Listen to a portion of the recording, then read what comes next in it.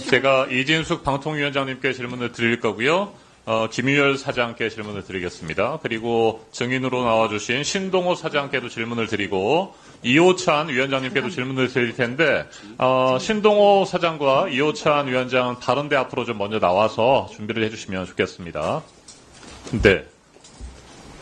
잠깐만. 자, 두 분 좀 기다려 주시고요. 먼저 이진숙 방송통신위원장님께 질문 드리겠습니다. 제가 방금 네 분을 지명하면서 두 명의 사장이라는 표현을 썼습니다. 지금 국회 과방위 현안 질의장에 EBS 한국교육방송공사 사장이라고 하는 분이 두 분이나 계십니다. 참고인 김유열 사장, 증인 신동호 사장. 누가 사장입니까? 방송통신위원회가 선임한 사장은 신동호 사장입니다. 네. 자, 김유열 사장님. 예. 지금 EBS 사장이 누굽니까? 예, 접니다. 네. 자, 신동호 사장님. EBS 사장이 누굽니까? 예, 저는 적법하게 임명된 EBS의 사장이라고 생각하고 이 자리에 와 있습니다. 네. 그런데 왜 지금 출근을 못하는 상황입니까? 이미 보도돼서 다 알고 계시겠지만 제 첫 출근 날부터 출근 저지가 있어서 원활한 업무 수행이 좀 쉽지 않았기 때문에 외부에서 업무를 진행했었고요.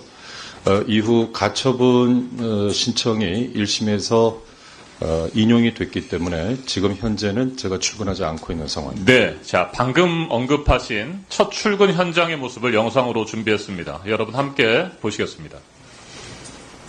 여기 계실 분이 아니신 것 같습니다. 제가 봤을 때는 여기에 입학하신 분이 아닌 것 같습니다. 어디서 인사권이라고 존중받아야 된다고 말했습니까? 대법원에서 이인체제 불법임명이라고 명확하게 말했습니다. 아사님, 또 자의적으로 해석하십니까? 네, 지금 제가 알기로는 현 사장님께서 가처분 넣으신 걸로 알고 있습니다. 그때까지 오지 마십시오. 불법 임명을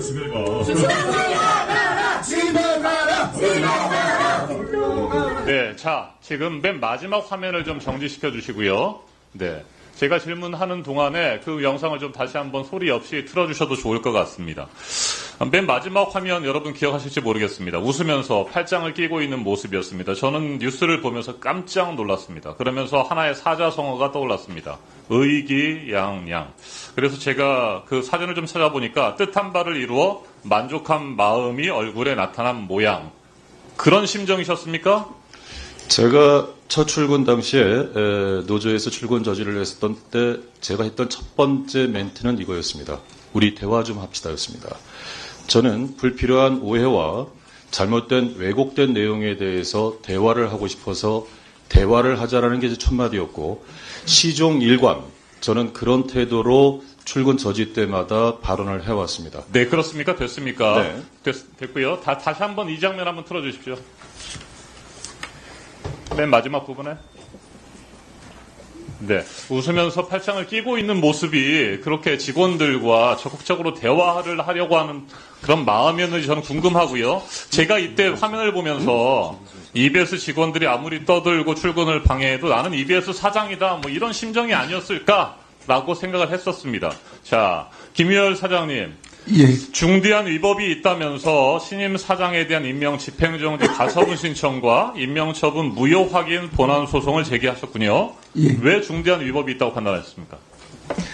MBC 박문진 이사 전례가 대법까지 결정이 있었고 또 연이어 그 유사 그 법원에서 결정이 있어서 EBS에서도 그런 똑같은 일이 일어나면 EBS는 또 MBC도 아니고 굉장히 여러 가지로 굉장히 취약한 방송사라 EBS 향후에 굉장히 어려움이 발생될 거다 이렇게 생각을 했습니다.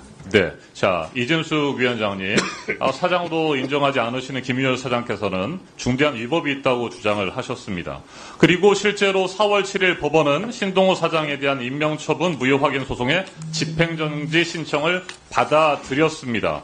그런데 바로 또 항고를 제기하셨군요. 자, 2인 체제 위법성에 대해서 문화방송 대주주인 박문진 이사 등 6명에 대해서도 대법원은 3월 13일에 확정 판결을 내렸습니다. 방통 2인 체제 의결의 문제점을 지적했고 헌법재판소도 방통 2인 체제 위험성에 대해서 계속해서 지적했고 그럼에도 불구하고 이 인사를 밀어붙인 이유가 뭡니까? 방송통신위원회 설치와 운영에 따른 법률에 따르면 13조 2항에서 방송통신위원회는 이인의 요구에 따라서 개의할 수 있고 위원장 단독으로도 개의를 할 수 있습니다. 언급하신 헌법재판소의 판결은 2인 체제에 의한 결정이 있었지만 기각이 됐습니다. 네, 좋습니다. 자, 이진숙 위원장의 얘기를 들어보면 도대체 민주공화국 대한민국의 방송과 통신을 책임지는 사람으로서 헌정 질서와 또 법 질서에 대해서 제대로 된 생각을 가진 분이신가 저는 의문이 들지 않을 수가 없습니다. 도대체 어떻게 대법원, 헌법재판소, 행정법원에서 계속해서 잇따라서 2인체제 위법성을 지적하는데도 그걸 받아들이지 못하겠다고 억지 주장을 하고 개변을 펴는지 도저히 이해할 수가 없습니다. 이호찬 위원장님 어떻게 생각하세요?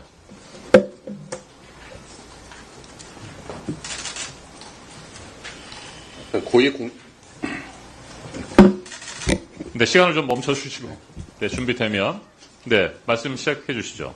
우리 사회의 사법 질서를 존중해야 하는 마땅히 고위공직자로서 옳지 않은 태도라고 생각하고요. 윤석열 정권 2년 내내 윤석열 정권이 가장 실적을 내고 가장 최선을 다했던 부분이 언론 장악이었습니다. 그것에 대한 국민들의 판단은 이미 끝났다라고 생각하는데도 마지막까지 방송 장악을 위한 알박기 시도를 사법 질서를 정면으로 부정하면서 계속하고 있다라고 생각합니다. 네, 신동호 사장님. 사랑하는 후배 어떻게 생각하십니까? 이진숙 위원장이 그렇게 표현을 하셨더군요. 제가 회사 생활을 하면서 이 자리에 계신 정동영 의원님, 또 김장겸 의원님, 또 짧게 이진숙 말씀해 주십시오. 제가 방통위원장님 질문한 데에 모두를 존경하는 선배입니다.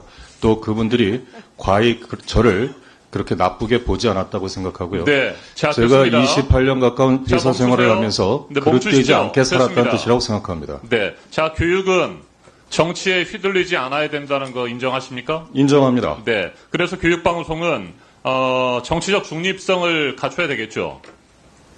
맞는 말씀입니다. 정치적 편향성을 가진 사람이 EBS의 사장을 맡으면 안 될 것 같은데 신동호 사장은 미래한국당 비례대표 면접을 본 적이 있고 미래통합당 21대 총선에서 선대위 대변인을 하셨죠.